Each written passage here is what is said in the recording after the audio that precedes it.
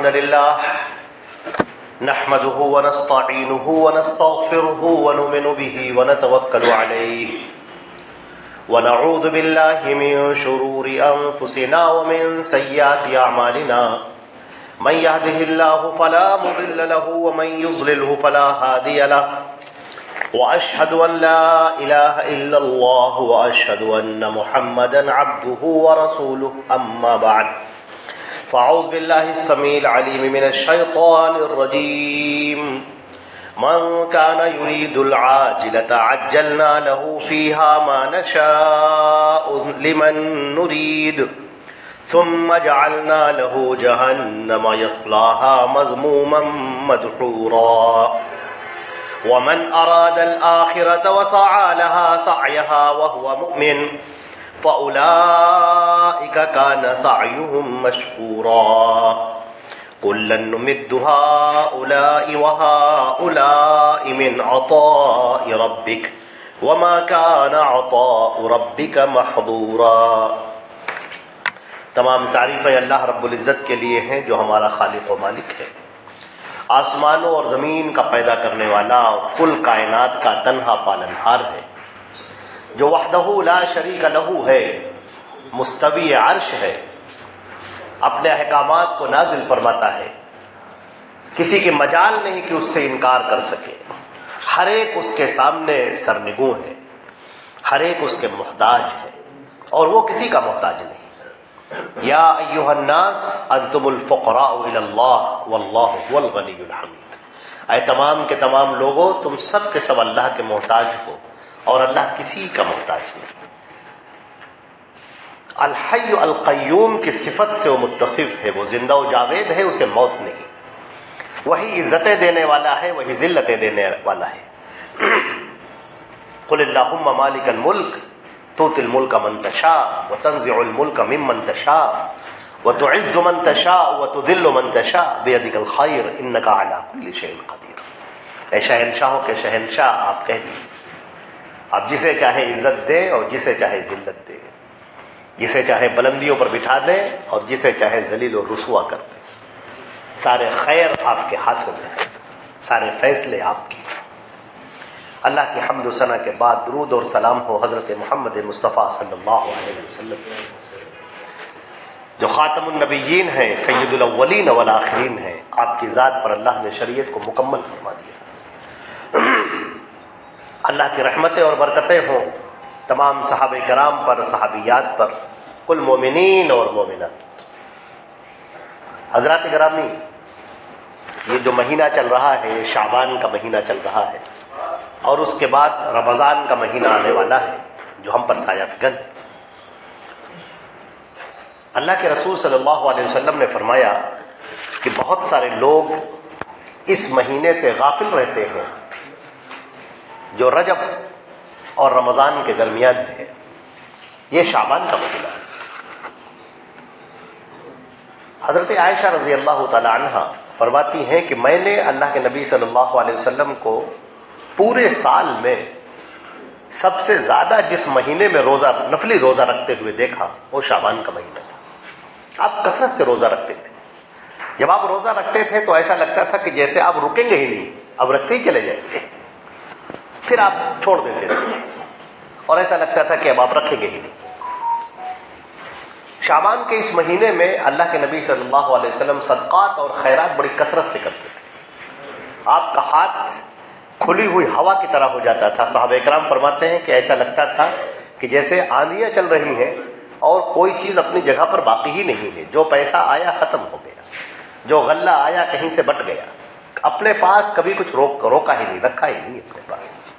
تو یہ ہمارے نبی صلی اللہ علیہ وسلم کا شعبان میں طریقہ تھا، جس کو ہمارے یہاں لوگوں نے ایک عجیب سا مہینہ بنا دیا ہے اور خاص طور سے بدعات اور خرافات کا مہینہ بن کے رہ گیا ہے یہ، جس کے اندر چراغاں ہوتا ہے، قبروں کی زیارتیں کی جاتی ہیں، قبروں پر لوگ جاتے ہیں، آگ جلاتے ہیں، دیا جلاتے ہیں، یہ عقیدہ رکھتے ہیں کہ مردے واپس آتے ہیں۔ ہر وہ چیز جس کا اسلام سے کوئی تعلق نہیں، جس کو اللہ رب العزت نے بتایا ہی نہیں، ہمارے نبی صلی اللہ علیہ وسلم نے اس کے بارے میں ہدایات ہی نہیں دی، لیکن لوگ اس کو کثرت سے کرتے ہیں اور اس کی وجہ یہ ہے کہ لوگوں نے اس دنیا کو سمجھا ہی نہیں, اس دنیا میں اپنے رہنے کو سمجھا ہی نہیں, اپنے وجود کو سمجھا ہی نہیں. ابھی ہم نے جو آپ کے سامنے سورہ بنی اسرائیل کی آیت پڑھی ہے, اللہ رب العزت نے جو بات ارشاد فرمائی ہے, من کان یرید العاجلۃ عجلنا لہ فیہا. یہاں پر آپ یوں سمجھ لیں کہ زندگی کا ایک فلسفہ بیان کیا گیا ہے, زندگی کی حقیقت کو بتایا گیا ہے. ہمارا آپ کا یہاں اس دنیا میں رہنا یہ کس وجہ سے ہے, ہمارا آپ کا ہم اس دنیا میں کیوں ہیں. نہ ہم اپنی مرضی سے آئے ہیں اور نہ اپنی مرضی سے اس دنیا سے جائیں گے. ایک چھوٹے سا وقت ہے جس کے اندر ہم رہ رہے ہیں, درمیان کا وقت ہے, بہت چھوٹا سا وقت ہے, درمیان کا وقت ہے. یہ جو وقت ہے ہمارا یہ ایسا ہی ہے جیسے آج کل آپ دیکھ رہے ہیں کہ بورڈ کے امتحانات چل رہے ہیں, بچے جاتے ہیں ایگزام دیتے ہیں, اپنا 3 گھنٹے کا ایگزام ہوتا ہے. 3 گھنٹے کے اندر وہ بیٹھتے ہیں اور جو ان کو کاپی دے دی گئی وہ اس کے اوپر لکھتے ہیں. جو بھی لکھیں, وہ اچھا لکھیں برا لکھیں نہ لکھیں, کاپی پھاڑ کے چلے آئیں, کاپی پھینک کے چلے آئیں, صحیح لکھیں, محنت کر کے لکھیں, جو بھی وہ لکھیں گے آئندہ ان کی زندگی اسی پر منحصر ہوتی ہے, اسی پر نربھر ہوتی ہے. اب وہ جو کریں گے, اگر اس کاپی کے اندر انہوں نے صحیح لکھا ہے تو کوئی فرسٹ رینک پائے گا, کوئی فرسٹ پوزیشن حاصل کرے گا, کوئی پورے صوبے کے اندر فرسٹ آئے گا, کوئی ایسا بھی ہوگا جو سیکنڈ پوزیشن لائے گا, کوئی تھرڈ لائے گا, پھر دھیرے دھیرے جہاں تک پہنچ سکے. کوئی ایسا بھی ہوگا جو فیل ہو جائے گا, ناکام ہو جائے گا. وہ یہی اس کی زندگی کو طے کر دیتا ہے کہ اسے کرنا کیا ہے, اس کا فیوچر کیا ہے, اس کا مستقبل کیا ہے, وہ چیز طے کرتا ہے. بالکل اسی طرح سے ہم لوگ اس دنیا کے اندر ایک امتحان کی حالت میں ہیں. یہ امتحان کی حالت اس دنیا میں ہم کو دی گئی ہے. ایک تھوڑی مدت تک کے لیے ہمیں رہنا ہے. ہمیں تو یہ بھی نہیں پتا کہ کتنی مدت کے لیے یہاں پر رہنا ہے, کتنے دنوں تک کے لیے ہمیں رہنا ہے, ہمیں نہیں معلوم. لیکن جس کو جو زندگی جتنی دی گئی ہے اتنے ہی میں اس کا امتحان ہونا ہے. جس حالت میں اس کو رکھا گیا ہے اس حالت میں اس کا امتحان ہونا ہے. کوئی مالدار ہے تو اسی حالت میں اس کا امتحان ہونا ہے, اور اگر کوئی غریب ہے تو اس کی غربت کا اس کا حساب لینا ہے. اسی طریقے سے اب اللہ رب العزت نے فرمایا کہ من کان یرید العاجلہ. کچھ ایسے لوگ ہیں جو اسی دنیا کو سب کچھ سمجھتے ہیں. اگر تم دنیا ہی چاہتے ہو تو ٹھیک ہے, تمہیں پھر ہم دنیا دے دیں گے, لیکن پھر آخرت میں تمہارے لیے کچھ نہیں ہوگا. پھر آخرت میں مت کہنا کہ ہمیں یہ بھی چاہیے, جنت بھی چاہیے, ایسا چاہیے, کچھ نہیں ملے گا تمہیں. لیکن تم اس بات کو سمجھو, اس دنیا کے اندر تم کو بطور امتحان کے بھیجا گیا ہے, اور یہاں پر تمہارا امتحان, سب سے پہلے جو تمہارا امتحان ہے وہ تمہاری عقل کا امتحان ہے. سب سے پہلا امتحان تمہارے عقل اور شعور کا امتحان ہے. اس لیے کہ تم کو سب سے ممتاز بنایا گیا ہے ساری مخلوقات میں. کھاتے پیتے تو سب ہیں, کھانا پینا دوڑنا بھاگنا یہ تو سب لوگ کرتے ہیں. جن کو بھی زندگی دی گئی ہے وہ بھی کرتے ہیں. ایک چھوٹا سا جو کیڑا ہوتا ہے, کیڑے مکوڑے جو ہوتے ہیں وہ بھی کھاتے پیتے ہیں, بھاگتے دوڑتے ہیں, وہ بھی کرتے ہیں. لیکن جو چیز تم کو سب سے زیادہ دی گئی ہے, جس میں تم کو ممتاز بنایا گیا ہے, وہ تمہاری عقل ہے, تمہارا شعور ہے, تمہارا دماغ ہے. اس کا سب سے پہلے امتحان ہونا ہے. تم نے اپنی اس عقل کا استعمال کیسے کیا. اس عقل کا سب سے پہلا تقاضا یہ ہے کہ تمہارے درمیان رسول بھیجے گئے, حضرت محمد مصطفیٰ صلی اللہ علیہ وسلم. اب تمہارا کام یہ ہے کہ تم اللہ کو پہچانو اور اس کے رسول کو پہچانو. اللہ کی معرفت حاصل کرو اور اس کے رسول کی معرفت حاصل کرو, اور اس کے بعد پھر تم یہ فیصلہ کرو کہ تم کو کون سی زندگی چاہیے. آخرت کی شاندار زندگی چاہیے یا دنیا کی زندگی چاہیے, یہ فیصلہ تمہیں کرنا ہے. آپ دیکھیں کہ ہمارے نبی صلی اللہ علیہ وسلم جب کھڑے ہوتے ہیں, آپ کے سامنے بہت لوگ ہیں, مختلف مزاج کے لوگ ہیں, مختلف قوموں کے لوگ ہیں, مختلف طرح کے لوگ ہیں, اور سب کے سامنے ایک ہی بات ہے, کیا کہ میں اللہ کا بھیجا ہوا رسول ہوں, میری اطاعت کرو, اللہ تمہیں جنت عطا کرے گا, اور اگر تم نے مجھے نہیں مانا تو تمہیں جہنم جانا ہے. تو دیکھیے, اگر انسان کی عقل پر پہرے نہ ہو, اگر انسان اپنی عقل کو بند نہ کر لے تو ایک لمحے کے لیے اسے ماننے میں کوئی تأمل نہیں ہوگا، ایک لمحے کے لیے بھی، کہ اللہ کے رسول صلی اللہ علیہ وسلم اللہ کے بھیجے ہوئے اتارے ہوئے پیغمبر۔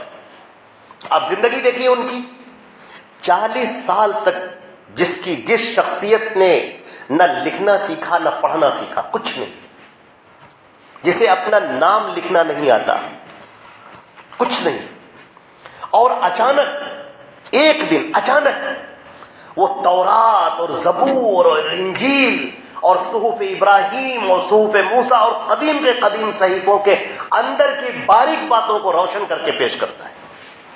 وہ بیان کرتا ہے جو چیزیں لوگ بڑے بڑے علماء چھپائے ہوئے ہیں، ان کو وہ ظاہر کرتا ہے۔ زبان ایسی کہ اس زبان کے سامنے کوئی زبان ٹک نہیں سکتی۔ سارے عرب کے بڑے بڑے فصیح، بلیغ، شعراء، ادباء، قلمکار، انشاء پرداز، سب کے سب حیران اور گنگ کھڑے ہیں۔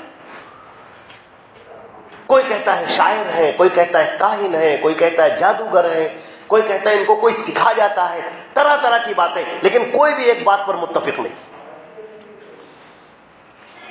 کوئی نہیں کہہ سکتا کہ یہ جھوٹ بول رہے ہیں۔ عجیب کیفیت ہے لوگوں کی، لیکن جو پارکھی تھے، جو سمجھنے والے تھے، انہوں نے سمجھ لیا کہ نہیں، یہ حق ہے، یہ سچائی ہے۔ اللہ کے نبی صلی اللہ علیہ وسلم تمہیں وہ باتیں بتاتے ہیں جو تمہیں پتہ ہی نہیں تھی، لوگوں کو معلوم ہی نہیں تھی، جو لوگ چھپائے ہوئے ہیں۔ سورہ کہف، پوری سورہ موجود ہے۔ ایک عجیب واقعہ سورۃ الکہف کا۔ اللہ کے نبی صلی اللہ علیہ وسلم مدینہ منورہ میں ہیں۔ مدینے کے اندر یہودیوں کی 3 بڑی بستیاں اور وہاں پر رہنے والے بڑے بڑے علماء، ان لوگوں نے طے کیا کہ ہم سوال کریں گے، اللہ کے نبی کو رسوا کریں گے، سب کے سامنے ذلیل کریں گے۔ چنانچہ انہوں نے کہا کہ ہم ایسے سوال کرنے آئے ہیں، یہ کہا انہوں نے، باقاعدہ اعلان کیا۔ انہوں نے کہا ہم ایسے سوال کریں گے اے محمد صلی اللہ علیہ وسلم تم سے، جس کا جواب ایک نبی کے علاوہ کوئی نہیں دے سکتا، نبی کے علاوہ کوئی جواب اس کا کوئی دے ہی نہیں سکتا۔ ہم وہ سوال کرنے جا رہے ہیں تم سے۔ اللہ کے نبی صلی اللہ علیہ وسلم نے کہا بالکل کیجیے، پوچھیے، آپ کو وحی کا بھروسہ ہے، اللہ کا بھروسہ ہے۔ اب سارے لوگ بیٹھے ہوئے ہیں، صحابہ کرام بھی سامنے ہیں، اور بھی لوگ ہیں، یہودیوں کے بھی لوگ آئے ہیں، عیسائیوں کے بھی لوگ آئے ہیں، بھرے مجمع کے اندر۔ انہوں نے کہا اچھا یہ بتاؤ وہ لوگ کون تھے جو ایک غار میں جا کر چھپ گئے تھے اور ان کے ساتھ ان کا کتا بھی تھا، کون لوگ تھے؟ اچھا یہ بتاؤ روح کیا ہے؟ اچھا یہ بتاؤ وہ کون بادشاہ تھا جو مشرق کی طرف چلتا ہوا چلا گیا پھر مغرب کی طرف چلتا ہوا چلا گیا؟ اللہ کے نبی صلی اللہ علیہ وسلم نے سنا اور کہا کہ کل بتائیں گے۔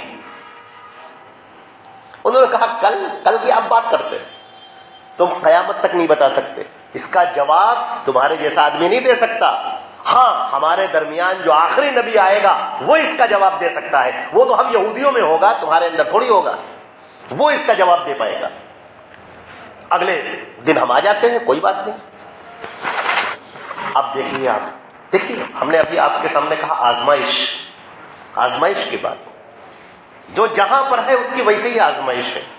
آپ کیا سمجھتے ہیں رسول کی آزمائش نہیں ہے؟ اللہ اکبر۔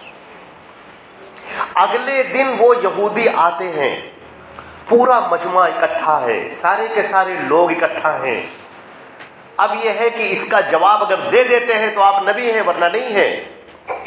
لوگ تو خود ہی اعلان کر رہے ہیں، اور ادھر اللہ کے رسول یہ پریشان ہے کہ جبریل علیہ السلام آ ہی نہیں رہے ہیں اللہ کا پیغام لے کر۔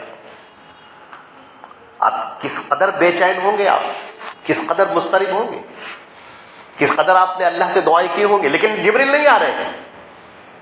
حتیٰ کہ وہ وقت آ گیا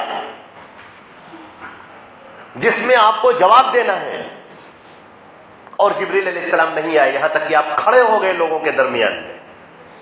یہودیوں نے کہا کہ وہ بتائیے ہمارے جو 3 سوال تھے جواب دیجیے۔ سب لوگ چپ دیکھ رہے ہیں۔ اللہ کے نبی صلی اللہ علیہ وسلم نے فرمایا کہ اے لوگو، میں اپنی مرضی سے کچھ نہیں کہتا ہوں، اللہ میرے اوپر وحی نازل کرتا ہے تو میں کچھ کہتا ہوں، میرے اوپر ابھی وحی نہیں آئی ہے، لہذا میں ابھی اس کا کوئی جواب نہیں دے سکتا، اللہ کی جو مرضی ہے۔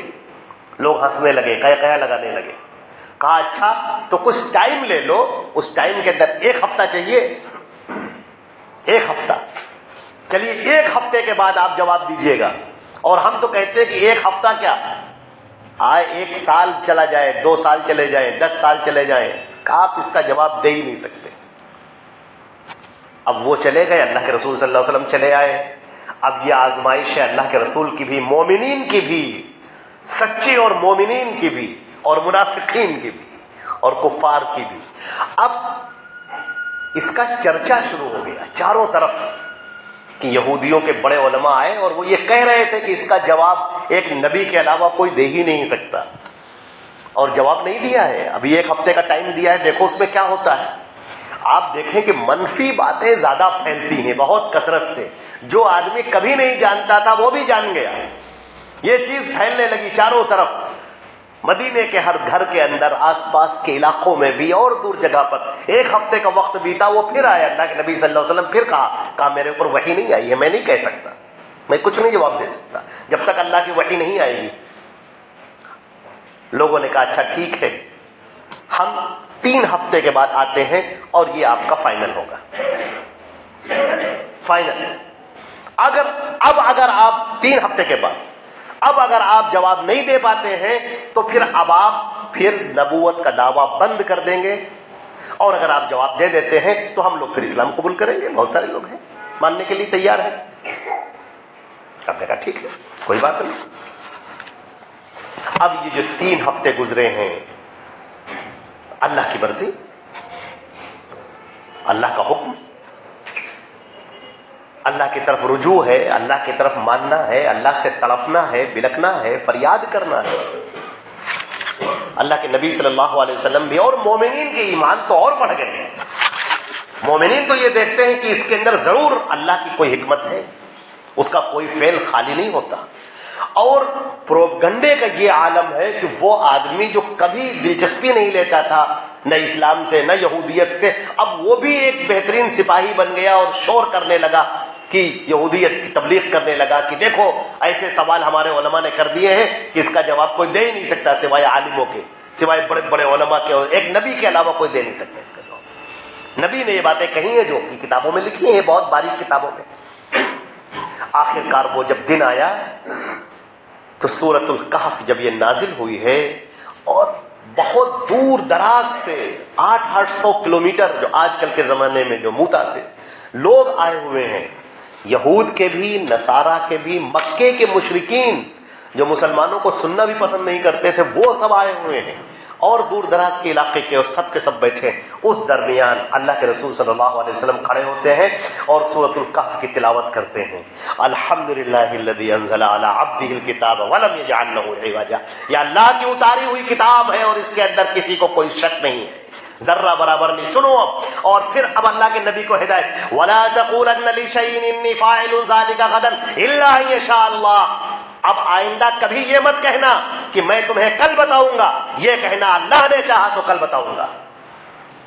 سارے مومنین کو ایک سبق، نبی کو بھی سبق۔ اور اس کے بعد جو گفتگو شاہ، پوری سورۃ الکہف کا تو موقع نہیں ہے آپ کے سامنے پیش کرنے کا، لیکن ہم اشارے کریں گے، جب آپ اس کے تفسیر پڑھیں گے تو بڑا آپ دیکھیں گے اس کے اندر اللہ رب العزت نے نہ صرف یہ کہ ان لوگوں کے بارے میں بتایا جو غار میں جا کر چھپ گئے تھے، پوری تفصیل بیان کی۔ اس میں جو اختلاف پایا جاتا تھا، کسی نے کہا 5 ہیں، کسی نے کہا 7 ہیں، کسی نے کہا 9 ہیں، سب کو بیان کیا۔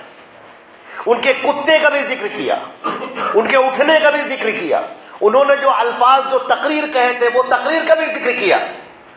اتنی تفصیل، یہ صرف بہت جو یہودیوں کے جو بڑے بڑے جہابذہ تھے ان کے ہاں جو پائی جاتی تھی، جو سینہ بسینہ روایت چلی آتی ہیں، وہ ان کے ہاں۔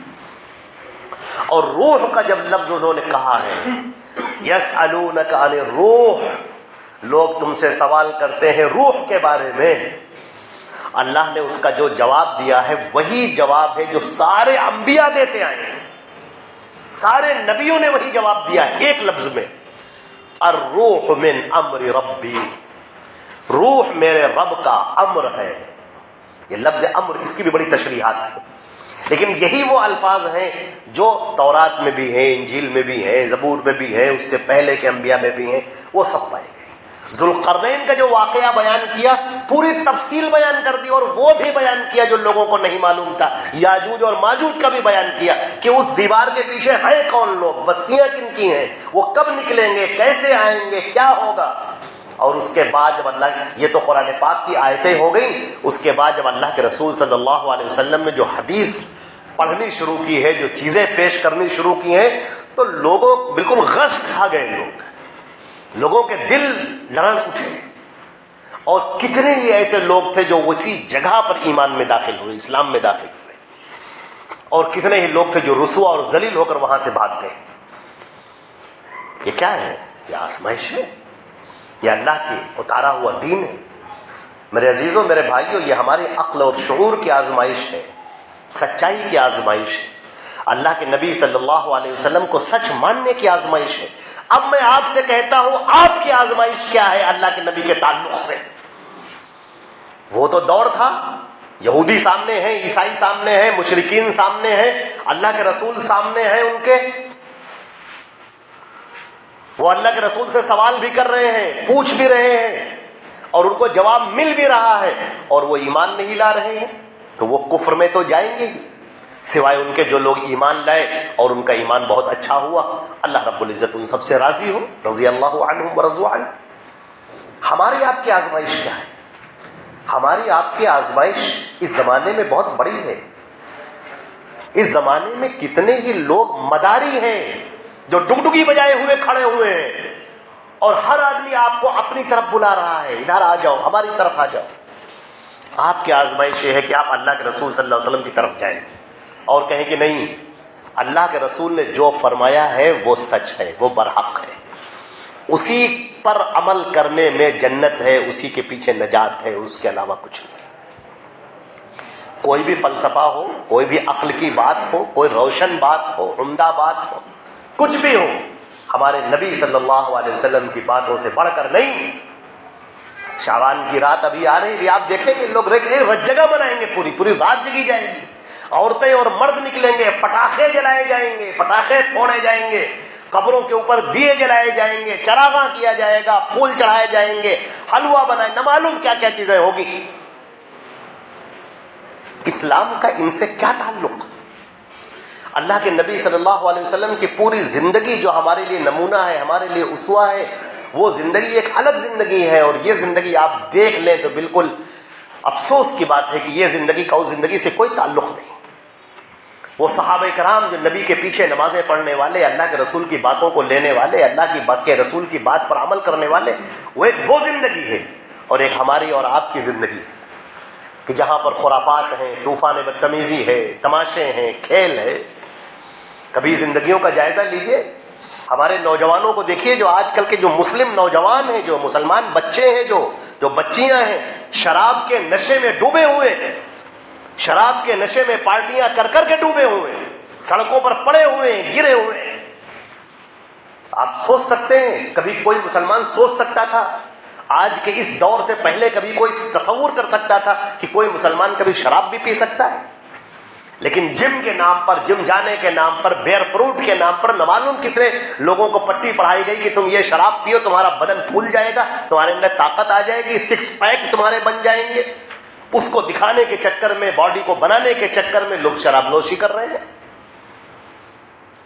جوا، سٹے بازی بالکل ایک عام سی بات ہو رہی ہے. کہیں کرکٹ میچ ہو، پوری دنیا میں کہیں کرکٹ میچ ہو، نشے کی لت اس قدر ہے کہ اس کے اوپر بھی، جوا کے اوپر بھی سٹا لگاتے ہیں. چھوٹے موٹے کوئی میچ ہونے لگے، گلی اور گھروں میں جو میچ ہوتے ہیں، گلیوں میں جو میچ ہوتے ہیں، اس کے اوپر بھی لوگ سٹے لگانے لگے، اس کے اوپر بھی جوا کا کاروبار چلنے لگا. یہ حالت ہو گئی ہے. آپ ذرا تصور کر کے دیکھیں کہ ایک قوم مسلم کا جو ایمان ہونا چاہیے تھا، جو اللہ سے ربط ہونا چاہیے تھا، جو نبی کریم صلی اللہ علیہ وسلم کی اطاعت اور فرما برداری ہونی چاہیے تھی، وہ چیز ختم ہو رہی ہے. شیاطین نے قبضہ کر لیا، ذہنوں پر قبضہ کر لیا، دماغوں پر قبضہ کر لیا. ہر آن غلط باتیں ذہن میں ڈالتے ہیں، وسوسے ذہن میں ڈالتے ہیں، اور ہمارے بچے نہ ان کو سمجھتے ہیں اور نہ اس کو جاننے کے لیے تیار ہوتے ہیں. نہ دین اسلام کو نہیں پڑھتے. آج اسلام کے اوپر اعتراضات ہو رہے ہیں, اللہ کے رسول کی زندگی پر اعتراضات ہو رہے ہیں, ایمانیات پر اعتراضات ہو رہے ہیں. ہمارے بچے تو مگن ہیں اپنی زندگی میں, ہمارے لوگ مگن ہیں اپنی زندگیوں میں, خوش ہیں اپنے ان گھرونوں کو بنانے میں. کبھی پلٹ کر نہیں دیکھتے کہ آؤ اپنے ہم ایمان کا جائزہ لیں کہ ہم ہیں کہاں. ہمیں اس دنیا میں نہیں رہنا ہے, ہمیشہ کے لیے ہم اس دنیا کے لیے نہیں آئے.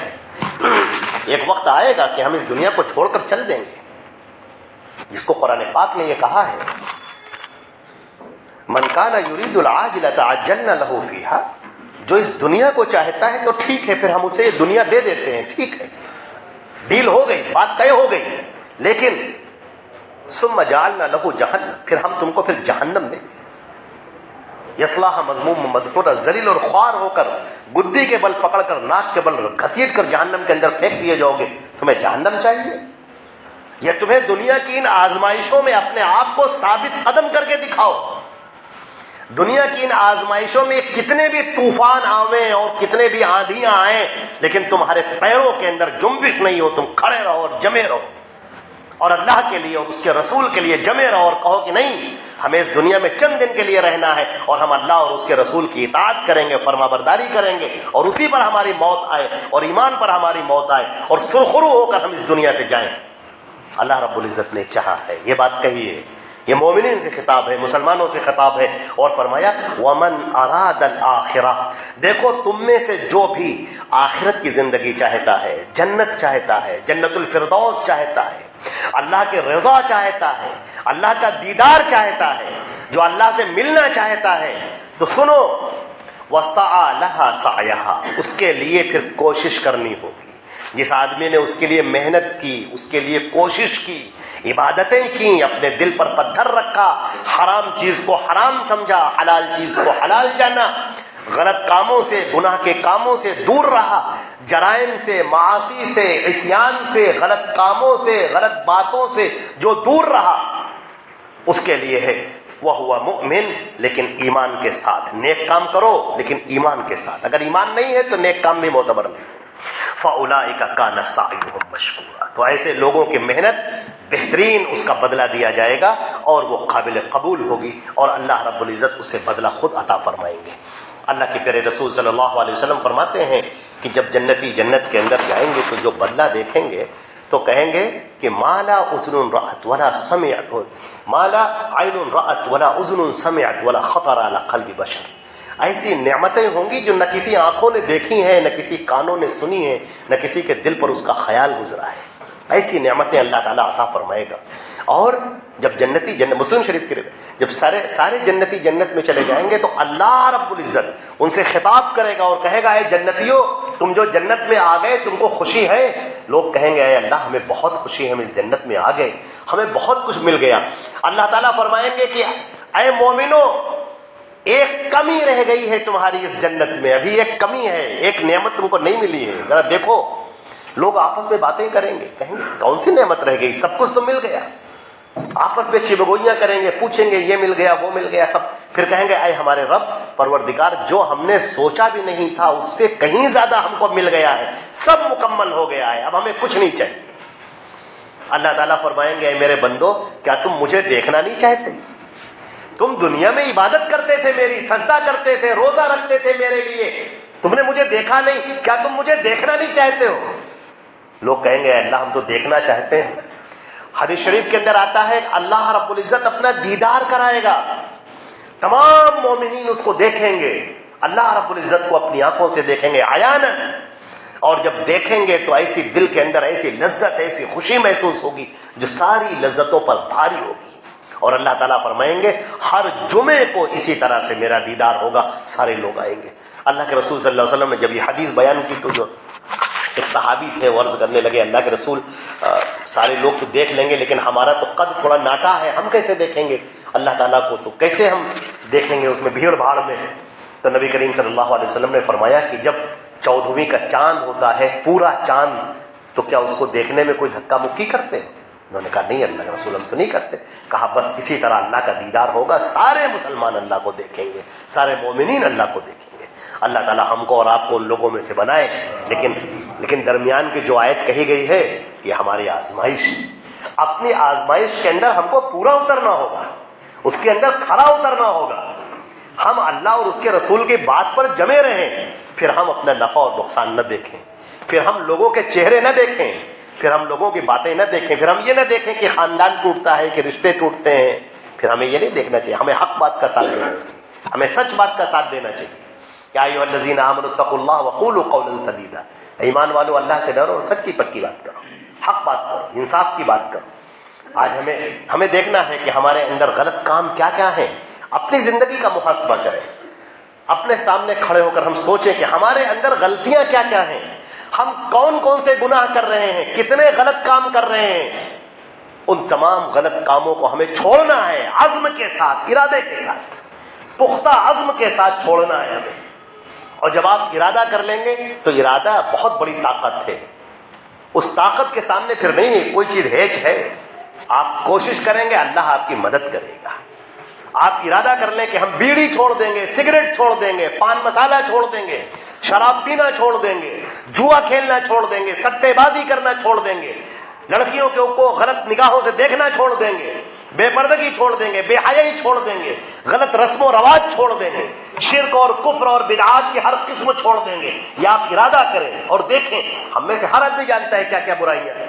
آپ دیکھیں کہ آپ کے اندر کون سی برائی پائی جا رہی ہے اور اس کے بعد اسے ختم کر دیں اور اللہ سے توفیق مانگیں.